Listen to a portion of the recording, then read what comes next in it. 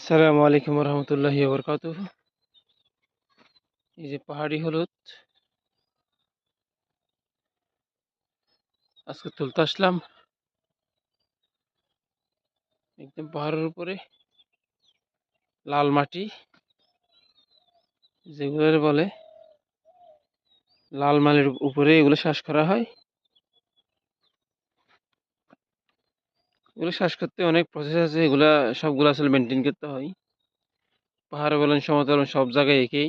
এখানে সার দিতে হয়, গোবর দিতে হয়, এবারে মাটি তুলে দিতে হয়, যত্ন করতে হয়, অনেক কিছু করার পরে এগুলো ফলগুলো আসে। পাহাড়ি হলুদ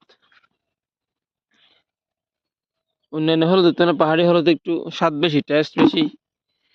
এগুলো স্বাদ টেস্টের জন্য অনেক গুণাগুণ। আসলে অন্যান্য হলুদের তুলনায় পাহাড়ি হলুদগুলো একটু মানুষের চাহিদা বেশি, কিন্তু আমরা এগুলো করি মূলত নিজে খাওয়ার জন্য বাড়িতে।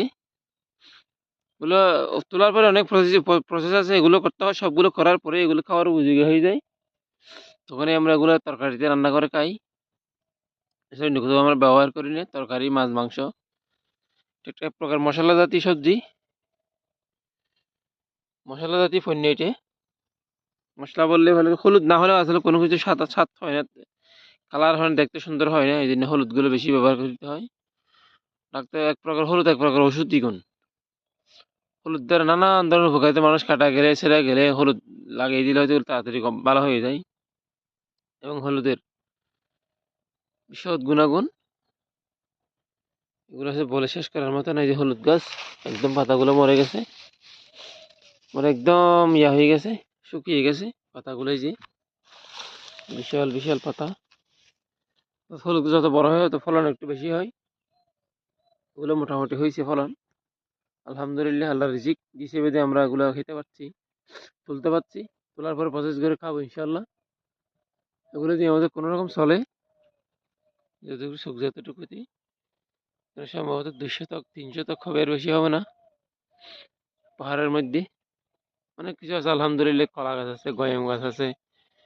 এই যে এগুলো কি তরুঞ্জা গাছ, কমলা গাছ, এদিকে কমলা গাছ। এগুলো আলমারিতে আল্লাহ রহমতে এমনি বেঁচে থাকে। পাহাড় বর্ষাকাল আসলে এখানে বৃষ্টি হয়, বৃষ্টির উপর নির্ভর করে এগুলো হয়। কাঁচা হলুদ, মাশাআল্লাহ।